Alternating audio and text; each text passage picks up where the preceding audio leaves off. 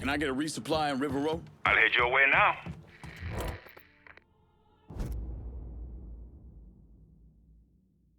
Can I get a new vehicle out in River Row? On it, lad. Just getting her warmed up. See anything you need? Show me what you got. I'll be...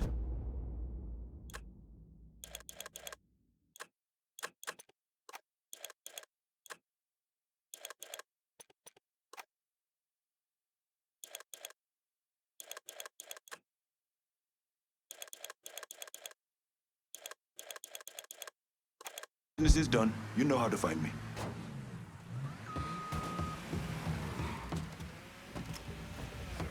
One car as promised. That's a big help.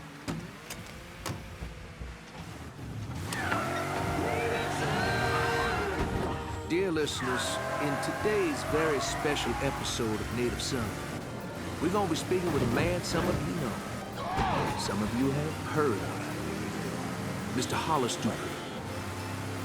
Some weeks ago, Mr. Dupree, a resident of South Downs, was involved in a tragic shooting. The state of Louisiana has seen fit to indict Mr. Dupree, a veteran, I might add, for this unfortunate incident. Mr. Dupree, welcome to our studio. I've been listening to your program a long time. Thank you, Mr.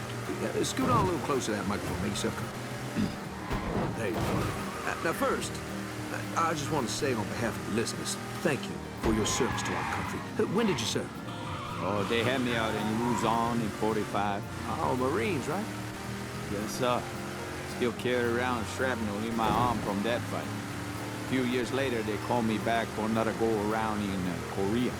Well, God bless you. It sounds to me like you're a man who's not easily spooked.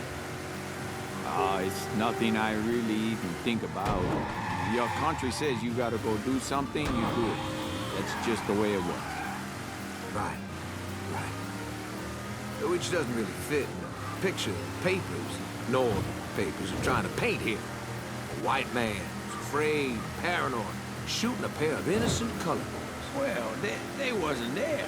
They're not here in New Bordeaux. We got a different situation with our brothers.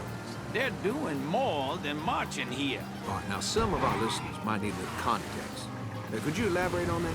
When you looked through that peephole, who did you think was on the other side of that door? I thought it was the killer nigga. Mr. Dupree, please.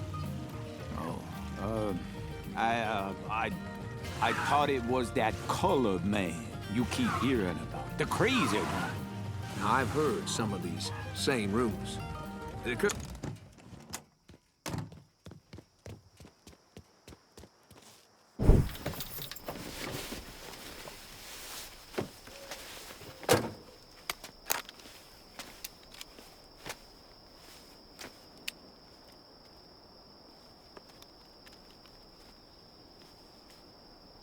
You think I forgot what you did?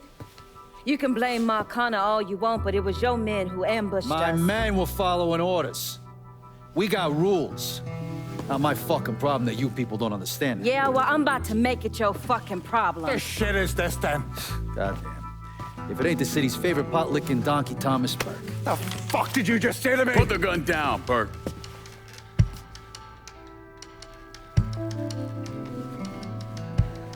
It's gonna take all four of us to bring down Marcano, so I don't want any more of this stupid bullshit. Bring down Marcana? These two used to work for Marcana. And this one?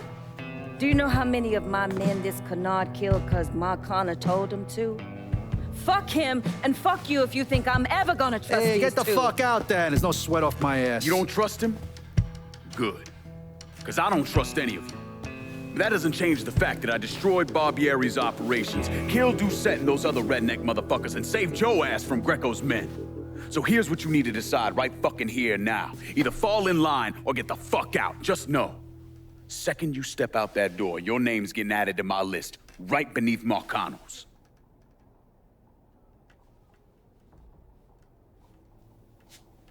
Now, if we're all done acting like goddamn children, let's go over the plan.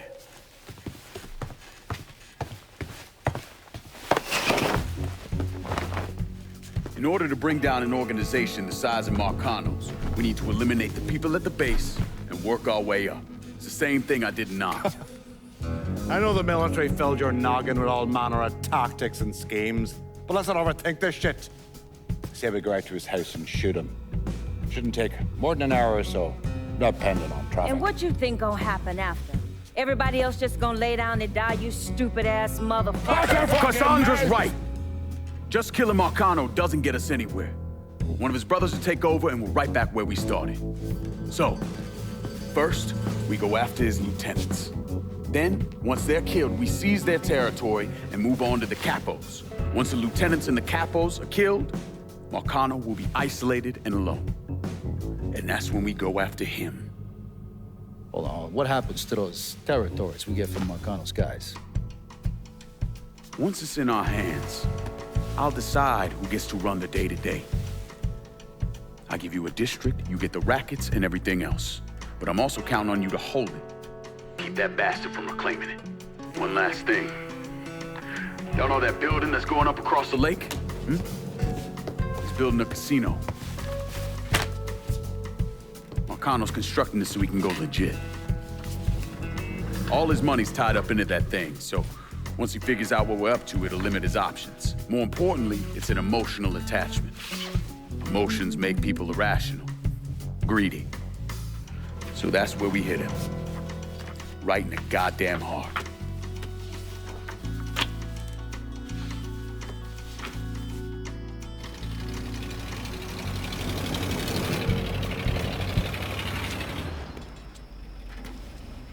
Hey, nice speech.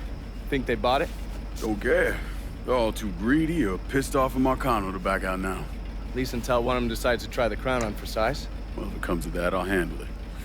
The photos were a nice start and all, but I'm gonna need some actionable intel on those lieutenants. A place of business, where I can find them, you name it. The dossiers are nearly complete. I'll be ready to move when you are. I was also able to recruit some concerned citizens who are more than happy to share what they know about Sal's coalition of WAP assholes. Information on how to contact them will be included with the other intel. Appreciate it. Sure you don't need a ride? Oh, I do my own driving. And the systematic killing of Marcano's capos and lieutenants, that was part of the plan. Well, you're playing fucking patty cake, Christ. Look, you want to bring somebody down, you destroy the foundation they're standing on. It's the same basic op we ran over Nam.